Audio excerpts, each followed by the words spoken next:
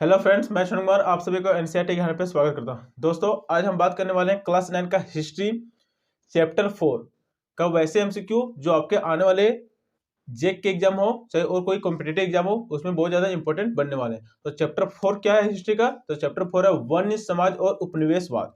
ठीक है दोस्तों, तो चैप्टर की शुरुआत करते हैं हम लोग एमसीक्यू से। तो चलिए देखते हैं पहले क्वेश्चन की ओर। तो पहला क्वेश्चन क्या है दोस्तों कि वनोन्मूलन क्या है।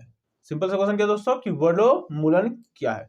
जैसे कि आपको ऑप्शन दिया है कि वनों का लुप्त होना, नए पेड़ लगाना, पेड़ों की सुरक्षा या इनमें से सभी। तो दोस्तों वनोन्मूलन का अर्थ ही होता है कि वनों का लुप्त हो जाना, मतलब कि पेड़ों के काटना। ठीक है, तो इस तरह से हो जाएगा आपका पहले का ऑप्शन नंबर ए, वनों का लुप्त होना। वनों को लुप्त होने क्या कहलाता है? वनोन्मूलन। ठीक है, अब आता है क्वेश्चन नंबर दूसरा क्या। तो क्वेश्चन नंबर दूसरा क्या दोस्तों कि भारत का प्रथम वन महानिदेशक कौन था। दोस्तों बात करें भारत का प्रथम वन महानिदेशक का तो वो था ब्रेंडिस। कौन था दोस्तों? ब्रेंडिस। तो इस तरह से हो जाएगा आपका दूसरा का ऑप्शन नंबर बी।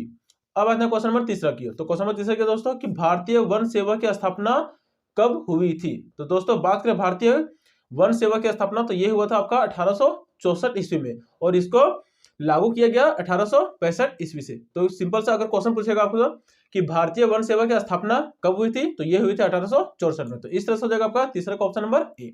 अब आता है नेक्स्ट क्वेश्चन, क्वेश्चन नंबर 4 की ओर। तो क्वेश्चन नंबर 4 क्या दोस्तों कि पहली बार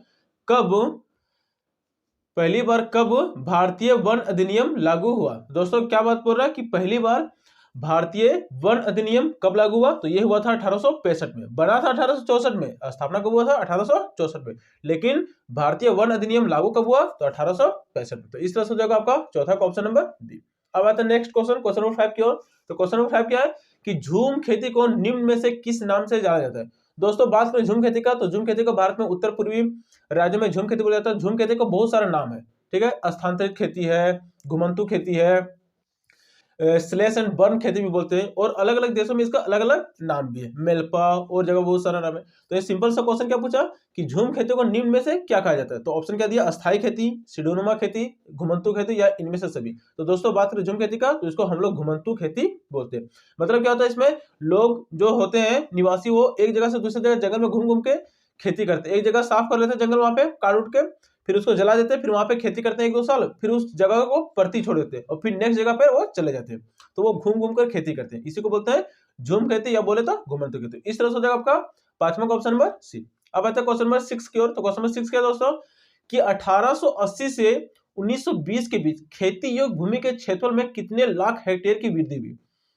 दोस्तों बात करें 1880 से लेकर 1920 में तो हमारे जंगलों को बहुत ज्यादा काटा जा रहा था। तो काटा किसके जा रहा था तो ब्रिटेन के वासियों द्वारा, ब्रिटेन के अधिकारियों द्वारा काटा जा रहा था। तो इस तरह से ब्रिटेन के जब खेती जंगल को काटा जा रहा था तो खेती, जाहिर सी बात है कि जनसंख्या बढ़ी तो खेती को भूमि भी बढ़ रहा था। खेती भूमि का बढ़ेगा कैसे तो वो जंगल को काट के भूमि का खेती जो था वो बढ़ा रहा था। तो इस तरह से लगभग 67 लाख हेक्टेयर की वृद्धि हो गई थी मात्र 1880 से लेकर 1920 के बीच में। तो इस तरह से हो जाएगा आपका छठा का option number A, 67 lakh hectare की वृद्धि हुई थी। अब आता है नेक्स्ट क्वेश्चन, क्वेश्चन नंबर 7 की। तो क्वेश्चन नंबर 7 क्या दोस्तों कि भारत किस देश का उपनिवेश था। दोस्तों बात करें भारत तो भारत आपका ब्रिटेन का उपनिवेश था। उपनिवेश करने का मतलब कि किसके अधीन था, किसका गुलाम था। तो भारत किसका गुलाम था तो वो था ब्रिटेन का। तो इस तरह से हो जाएगा आपका सातवां का ऑप्शन नंबर सी। अब आता है क्वेश्चन नंबर 8 की। तो क्वेश्चन नंबर 8 क्या दोस्तों कि 1 मील लंबे रेल की पटरी के लिए कितनी स्लीपर की जरूरत होती है। दोस्तों पहले आपको पता होना चाहिए कि स्लीपर आखिर क्या होता है। तो स्लीपर होती है जो रेल की पटरी होती है। ठीक है, रेल की पटरी दोगे तो उस पटरियों को जो जोड़ के रखती है उसी को हम लोग क्या बोलते हैं? स्लीपर। जैसे कि नीचे हम अपने नोट में दिया हुआ कि रेल की पटरी के आर पर लकड़ी के तख्ते जो पटरियों को उनकी जगह पर रोके रखते हैं। अभी लेकिन लकड़ी का प्रयोग नहीं होता, अभी होता सीमेंट और कंक्रीट का प्रयोग होता है।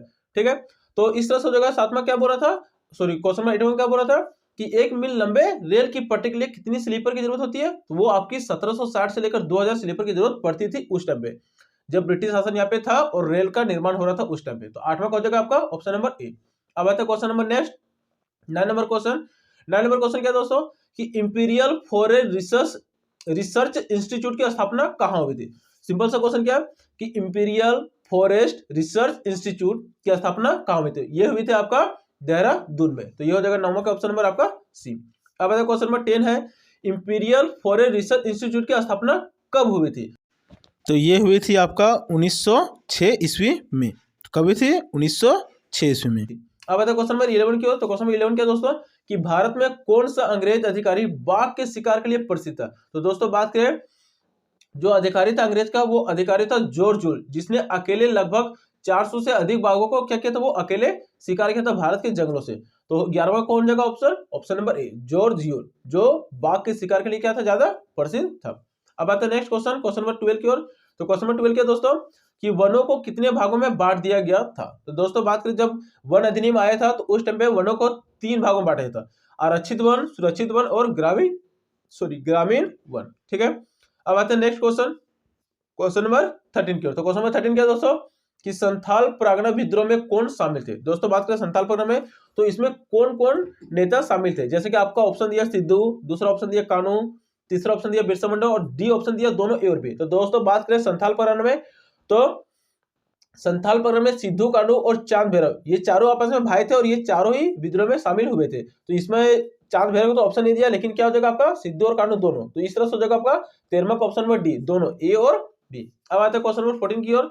तो क्वेश्चन नंबर 14 क्या दोस्तों, कि छोटा नागपुर से कौन विद्रोह किया था। जिस प्रकार यहाँ संथाल परगना से क्या हुआ था, सिद्धू और कानू ने, तो उसी प्रकार छोटा नागपुर से कौन विद्रोह किया था, तो छोटा नागपुर से आपका बिरसा मुंडा जी ने नेतृत्व आपका विद्रोह का किया था। तो इस तरह से हो जाएगा आपका 14वां का ऑप्शन नंबर ए।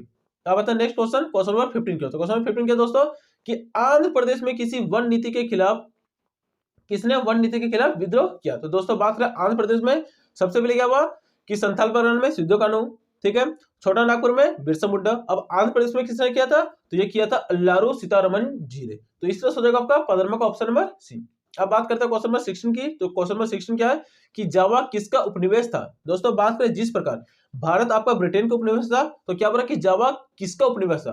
तो जावा बात करें तो जावा डच लोगों का उपनिवेश था, जो अभी पुर्तगाली के नाम से जाना जाता है। तो 16वां हो जाएगा आपका ऑप्शन नंबर सी। अब आता है क्वेश्चन नंबर 17 की ओर। तो क्वेश्चन नंबर 17 क्या है, कि भस्म करो भागो नीति कहां हुआ था। जिसमें कहने का मतलब क्या है, कि वहां पे भस्म कर दो और भाग जाओ। तो ये अपनाया था डच लोगों ने जब जापान जावा पर आक्रमण करने वाला था, या फिर बोल सकते हैं कि जापान जावा पर कब्जा करने वाला था। तो डच लोगों ने जावा को छोड़ने से पहले क्या किया, जितनी भी लकड़ियां काट के रखी थी वो अपने प्रयोग के लिए उसको पूरा जला दिया, भस्म कर दिया। तो उसी को बोलते हैं भस्म करो भागो नीति कहां हुआ था। तो ये हुआ था आपका जावा देश में, ठीक है, सॉरी जावा में हुआ था। तो हो जाएगा आपका 17वां का ऑप्शन नंबर सी। अब आता है नेक्स्ट क्वेश्चन, क्वेश्चन नंबर 18 की ओर। तो क्वेश्चन नंबर 18 क्या दोस्तों, क्वेश्चन नंबर 18 की बात करते हैं। तो क्वेश्चन नंबर 18 है कि जंगलों में खाना पकाने तथा रोशनी के लिए लोग किसका तेल उपयोग में लेते थे। कहने का मतलब यह कि जंगलों में जो लोग रहते थे, ठीक है, तो वो खाना जो पकाते थे उसको और साथ में रोशनी के लिए किसका तेल प्रयोग में लेते थे, तो वो लेते थे आपका महुआ का तेल भी निकलता है। ठीक है, तो यहाँ पे सरसों का टिक मार दीजिएगा, नहीं तो आपका क्या हो जाएगा, आपका गलत हो जाएगा। तो इस तरह से हो जाएगा आपका 18वां का ऑप्शन नंबर बी, महुआ का। अब आता है क्वेश्चन नंबर 19 की ओर। तो क्वेश्चन नंबर 19 क्या दोस्तों, कि जॉर्ज जूल नामक अंग्रेज ने कितने बाघों को अकेले मार दिया था। जैसा कि मैंने आपने को पहले बताया था कि जॉर्ज जूल था, ये लगभग 400 बाघों को अकेले मार दिया था भारत के जंगलों से। तो हो जाएगा आपका 19वां का ऑप्शन नंबर डी, 400। अब आते हैं आज का अंतिम क्वेश्चन, क्वेश्चन 20 क्या दोस्तों, कि ग्रामीण इलाकों के लोग जंगलों से क्या उत्पाद लेते थे। कहने का मतलब क्या कि जो ग्रामीण लोग थे, भारत के जो ग्रामीण लोग थे, उन लोग जंगल पर आश्रित रहते थे, तो उन लोग जंगल से क्या क्या उत्पाद लेते थे, मतलब कि जंगल से वो लोग क्या क्या लाते थे। तो जैसे कि ऑप्शन दिया ईंधन लकड़ी लाते थे जलाने के लिए, कंदमूल जो फल रहता है, कंदमूल खाने वाला पेड़ों में उगता है, फिर पशु चारा। तो ये सारे ही चीज ग्रामीणों ने जंगलों से उत्पाद के रूप में लेते थे। तो ये हो जाएगा आपका इनमें से सभी, 20 का हो जाएगा ऑप्शन नंबर डी, इनमें से सभी। तो दोस्तों आज के लिए इतना ही, मिलते हैं नेक्स्ट वीडियो में। ऐसी जानकारी और प्राप्त करने के लिए हमारे यूट्यूब चैनल एनसीईआरटी ज्ञान आपको सब्सक्राइब कर ले। धन्यवाद।